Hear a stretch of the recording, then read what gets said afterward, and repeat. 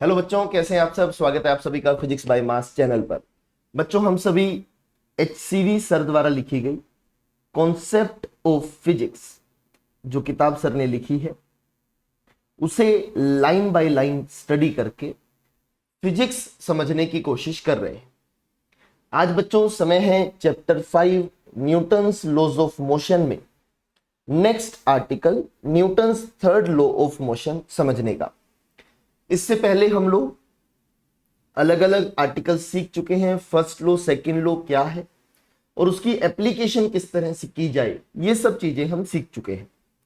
आज समय है बेटा न्यूटन्स थर्ड लॉ समझने का, जो हालांकि ऑलरेडी HCV सर ने चैप्टर 4 में भी इसका ब्रीफ आइडिया दे दिया था। तो चलिए बेटा शुरू करते हैं। कैसे सर न्यूटन्स थर्ड लॉ यहां पर एक्सप्लेन करते हैं। Newton's third law has already been introduced in chapter 4। If a body A exerts a force F vector on another body B, then B exerts a force minus F vector on A. A ने B पर F लगाया तो B A पर minus F लगाएगा। Equal and opposite, equal in magnitude and opposite in direction.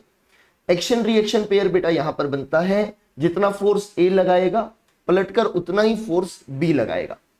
हालांकि ये बात हम ऑलरेडी कर चुके हैं कि यहां पर एक्शन कौन है, रिएक्शन कौन है, ये डिफाइन नहीं किया जा सकता है। दोनों फोर्सेस ही साइमल्टेनियसली आते हैं। आगे देखते हैं बेटा कि thus the force exerted by A on B and that by B on A are equal in magnitude but opposite in direction. This law connects the forces exerted by two bodies on one another. इससे भी आपको बेटा free body diagram बनाने में help मिलती है। कौन कौन से फोर्सेस लगते हैं, second step identify the forces, उसमें आपको मदद मिलती है। The forces connected by the third law act on two different bodies and hence will never appear together in the list of forces at step 2 of applying Newton's first और second law. क्योंकि अलग अलग bodies पर लगेंगे तो जब आप किसी एक बॉडी की बात करेंगे तो वहां पर दोनों फोर्सेस एक साथ नहीं दिख सकते। और अगर आप मान लीजिए कंबाइंडली बात करना चाहते हैं दो बॉडीज का, जैसे हमने यहां पर एक एग्जांपल लिया था, इस एग्जांपल के द्वारा सर ने जब आइडेंटिफाई द फोर्सेस समझाया था, अगर आपने इस लड़के की बात की थी तो वहां पर आपने फोर्स बाय ब्लॉक लिखा था, और जब इस ब्लॉक की बात की थी तो फोर्स बाय मैन लिखा था। पर अगर आप इन दोनों की कंबाइंडली बात करेंगे तो इनके आपस में आने वाले फोर्स की चर्चा नहीं होगी बेटा, क्योंकि वो action reaction pair internal force of the system बनकर रह जाएगा। आगे बढ़ते हैं बेटा। आगे सर इस बात को बताते हैं कि for example suppose a table exerts an upward force N on a block placed on it. This force should be accounted if we consider the block as the system. अगर ब्लॉक को आपने system माना है तो इस force को आपको consider करना पड़ेगा। और फिर यहां पर सर कह रहे हैं the block pushes the table down with an equal force N, but this force acts on the table and should be considered only if we take the table as the system. अगर इसे और detail में समझना चाहें तो जब आप इस ब्लॉक की FBD बनाना चाहेंगे बेटा तब आप ये वाला F लिखेंगे, और जब आप इस टेबल की FBD बनाएंगे बेटा तब आप ये वाला F लिखेंगे। दोनों एक साथ नहीं लिखे जा सकते। कोई कहे कि सर हम इसे कंबाइंड सिस्टम मान लेते हैं। अगर आप कंबाइंड सिस्टम मानेंगे तो ये इंटरनल फोर्स है बेटा, ये लिखने की जरूरत वैसे भी खत्म हो जाएगी। तो किसी भी FBD में बेटा एक्शन रिएक्शन पेयर एक साथ नहीं आएगा, इस बात का ध्यान रखें। आगे सर यहां पर बताते हैं बेटा, देखिएगा Thus, only one of the two forces connected by the third law may appear in the equation of motion, depending on the system chosen.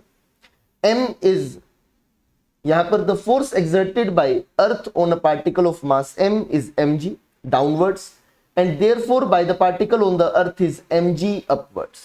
ये ब्लॉक ने अर्थ को नीचे खींचा, यहां पर इस ब्लॉक को अर्थ ने नीचे खींचा है बेटा mg से, और अर्थ को भी इस ब्लॉक ने ऊपर खींचा है बेटा mg से। दोनों ने एक दूसरे पर ग्रेविटेशनल फोर्स भी इक्वल एंड ऑपोजिट लगाया है। यहां पर these two forces will not cancel each other, क्योंकि अगर आप एक सिस्टम मानेंगे तब अलग बात है, अगर आप ब्लॉक को देखेंगे और अगर आप अर्थ को अलग देखेंगे तो ये फोर्सेस सेपरेट हैं, अलग अलग बॉडीज पर लग रहे हैं, इन्हें आपको लिखना पड़ेगा। The downward force on the particle will cause acceleration of the particle and that on the earth will cause acceleration of the earth.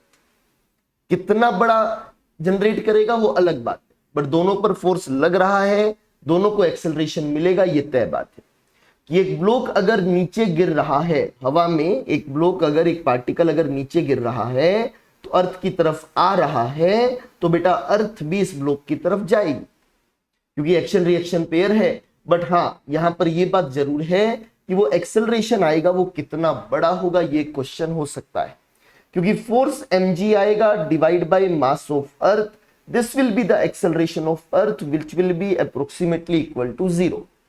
और अर्थ पर सिर्फ एक ब्लॉक का mg तो नहीं ही लग रहा है। तो आगे देखते हैं बेटा, Newton's third law of motion is not strictly correct when interaction between two bodies separated by a large distance is considered। अगर बहुत दूर दूर वाली ऑब्जेक्ट्स की बात की जाए तब न्यूटन्स थर्ड लॉ बहुत ज्यादा एप्लीकेबल नहीं कर हो पाएगा। We come across such deviations when we study electric and magnetic forces। जब आप 12th क्लास के चैप्टर्स पर पहुंचेंगे, इलेक्ट्रिक एंड मैग्नेटिक फोर्सेस पर पहुंचेंगे, आपने ऐसा सुना होगा कि दो चार्जेस एक दूसरे को अट्रैक्ट या रिपेल करते हैं, दोनों ही एक दूसरे पर एफ फोर्स लगाएंगे। बट बेटा इलेक्ट्रिक फोर्स की अगर मैं बात करूं तो ये फोर्स साइमल्टेनियसली एक्ट नहीं होता है, साइमल्टेनियसली एक्ट नहीं होगा, यहां पर कुछ टाइम लैग आता है, जबकि न्यूटन्स थर्ड लॉ कहता है कि दोनों फोर्सेस साइमल्टेनियस आएंगे। हालांकि इसकी डिटेल्ड चर्चा हम उन्हीं चैप्टर्स में करें तो बेहतर रहेगा। अभी के लिए मैकेनिक्स में जब आप चीजें पढ़ रहे हैं तब तक न्यूटन्स थर्ड लॉ पूरी तरह से वैलिड है, उसमें परेशान होने की जरूरत नहीं है। उम्मीद करता हूं ये सारी बातें आपको समझ आई होंगी, न्यूटन्स थर्ड लॉ बहुत अच्छे से क्लियर हुआ होगा। अगले लेक्चर में बेटा हम लोग टेंशन फोर्स की बात करेंगे, स्ट्रिंग के अंदर जो कॉन्टैक्ट फोर्स आता है वो कैसे आता है और उसकी इक्वेशंस कैसे लिखी जाएंगी, उस पर हम अगली क्लास में बात करेंगे। Thank you very much. Physics इसी तरह पढ़ते रहिए, मुस्कुराते रहिए। जय हिंद, जय भारत।